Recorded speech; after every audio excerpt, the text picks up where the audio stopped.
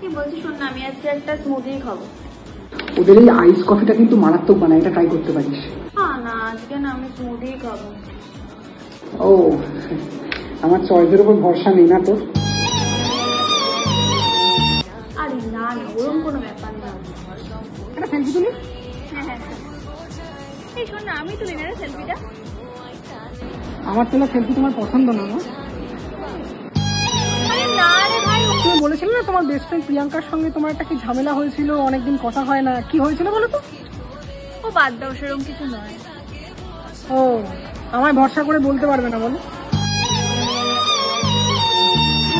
অনেকদিন ধরেই ভাবছিলাম যে তোমার একটা গান শোনাবো, আমি শোনাই? না এখন না, আমার দেরি হয়ে যাচ্ছে, আমাকে এবার বেরোতে হবে। আমার গলায় গান শুনতে তোমার ভালো লাগে না বলো? এক্স্যাক্টলি।